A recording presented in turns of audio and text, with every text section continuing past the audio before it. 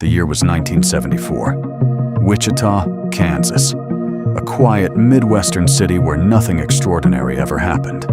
Families went to church on Sundays. Kids played in the streets. Neighbors knew each other by name. But on January 15th, 1974, everything changed. The Otero family was found dead inside their own home. Joseph Otero, his wife Julie, and two of their children, 9-year-old Joseph Jr. and 11-year-old Josephine, were all murdered, bound, strangled, and left in different rooms of the house. The other 3 Otero children had been at school that morning. They came home to find their entire family gone. Police had no leads, no witnesses, no suspects, nothing at all. And the killer was already planning his next move.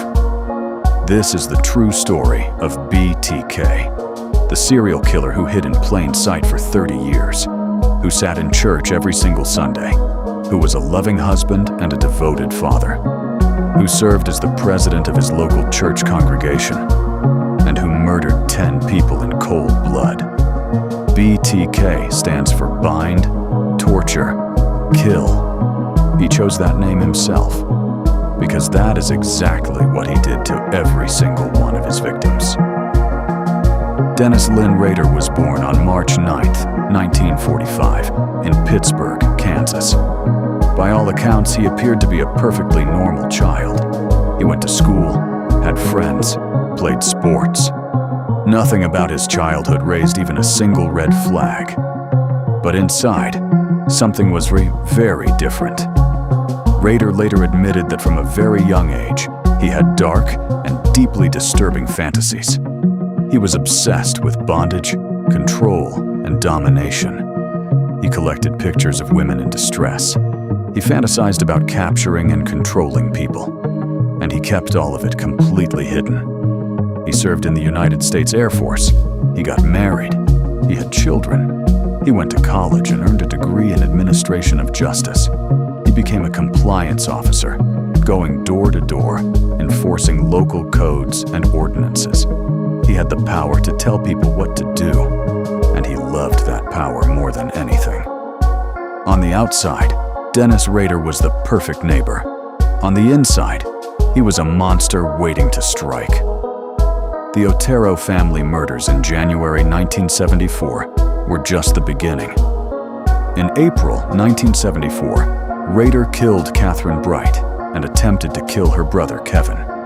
Kevin survived after being shot twice, managing to escape while Rader was occupied with his sister. Rader was furious that Kevin had escaped. He had wanted no witnesses. None. And then something happened that nobody expected. Rader wrote a letter. In October 1974, he called a Wichita newspaper and told them exactly where to find a letter he had hidden inside a mechanical engineering book at the Wichita Public Library. Police retrieved the letter. In it, Rader described the Otero murders in chilling, specific details that only the real killer could have known. He complained that the media had not given him enough attention. He demanded coverage. And then, incredibly, he asked the police to help him choose a name for himself. He suggested BTK, short for bind, torture, kill. The police and the media were completely stunned. This was not normal behavior for a killer. This was someone who wanted fame, someone who wanted to be known, someone who was organized, deeply intelligent, and totally in control of the situation. The city of Wichita was terrified. The murders continued. In March 1977, Rader killed Shirley Vian Relford inside her own home, while her young children were locked in a nearby bathroom, listening to everything that was happening on the other side of that door. 9 months later, in December 1977, he killed Nancy Fox. After killing her, he calmly drove to a payphone and called the police himself to report the murder. Just like the Zodiac killer before him, he needed the police to know exactly what he had done. He sent more letters, more poems, more detailed descriptions of his crimes. He drew sketches of his victims. He mailed them directly to newspapers and police departments across the city. He was taunting everyone, and nobody could catch him. In 1979, he attempted to kill a woman named Anna Williams, but she was not home when he broke in. He waited inside her house for hours. She never came back. He left, furious and frustrated, and later mailed her a poem describing exactly how long he had waited for her. She received it in the mail and was absolutely horrified. And then, in 1979, BTK went completely silent. No more murders, no more letters, no more taunting. Nothing. The police assumed he had died, or moved away, or ended up in prison for some other crime. They were wrong. Dennis Rader had simply decided to stop, at least for a while. He was building his career, raising his family, attending church every Sunday, living what appeared to be a completely normal, respectable life in Wichita, Kansas. But the darkness never left him. He killed again in 1985, murdering Maureen Hedge, a neighbor who lived just a few doors down from his own home. He was so bold, so utterly confident that he would never be caught, that he actually took her body to his own church, photographed it, and then disposed of it in a ditch on the outskirts of town. In 1986, he killed Vicki Wegerle, posing as a telephone repairman to gain entry to her home. In 1991, he committed his final murder, killing Dolores Davis, a 62-year-old woman who had done absolutely nothing to deserve what happened to her. And then he went silent again, for 13 long years. The BTK case went cold. Detectives retired. New detectives took over. Leads dried up one by one. The city of Wichita slowly began to breathe again. But Dennis Rader had not forgotten a single thing. He had been quietly following the news. He knew that a local journalist was writing a book about the BTK case. He knew that a television documentary was being produced. And he simply could not stand the idea of people talking about his crimes without hearing directly from him. In 2004, after nearly 13 years of complete silence, BTK sent a new letter to a local television station. Inside the envelope was a photocopy of the driving license of Vicki Wegerle, one of his victims. It was undeniable proof that he was the real BTK. Proof that he was still out there. Proof that the case was very far from cold. The police task force was immediately and urgently reactivated. BTK began sending more communications, letters, packages, postcards. He was enjoying every single moment of it. He felt completely untouchable, as if no one in the world could ever reach him. And then he made the one mistake that ended everything.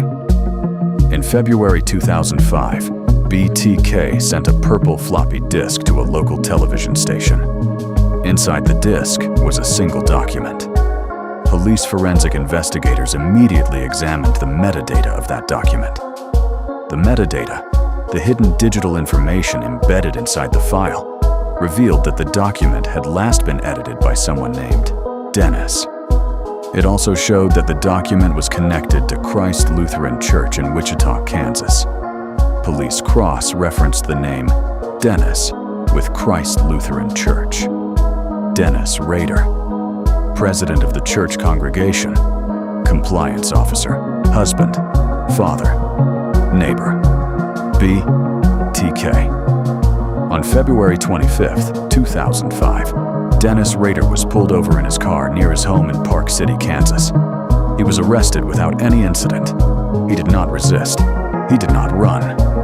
He seemed, by all accounts, almost relieved that it was finally over. He was 59 years old. The confession that followed shocked the entire country. Dennis Rader sat in a courtroom and calmly described each of his 10 murders in a matter-of-fact, almost clinical tone. No emotion, no remorse, no hesitation. He spoke as if he was reading from a company report. He described in careful detail how he had stalked each of his victims for months before striking, how he had kept detailed personal journals, how he had organized each murder into what he called a project, with each victim assigned their own code name and their own file. He had been meticulous. organized, frighteningly methodical, and he had hidden every single bit of it from everyone around him for 30 full years. His wife of 34 years had absolutely no idea. His children had no idea. His church congregation had no idea. His co-workers had no idea. The man they all knew as a strict but fair compliance officer, a devoted church president, a reliable neighbor who showed up to community events, was one of the most prolific and calculated serial killers in American history. On August 18, 2005, Dennis Rader was sentenced to 10 consecutive life terms in prison.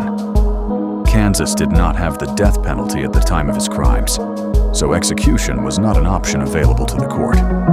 He is currently serving his sentence at the El Dorado Correctional Facility in Kansas. He will never be released.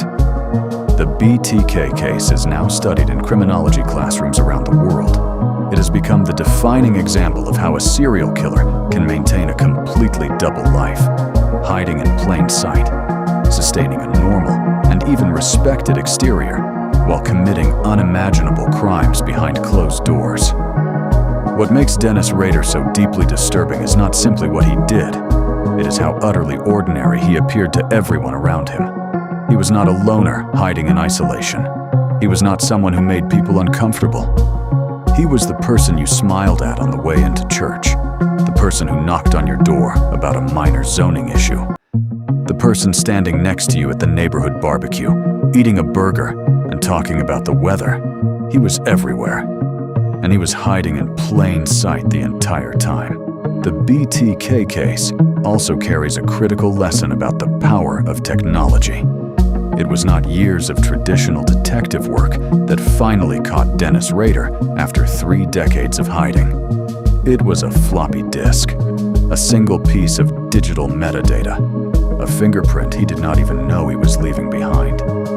In the end, his overwhelming need for attention was his complete and total downfall. He could not stay silent. He needed to be recognized.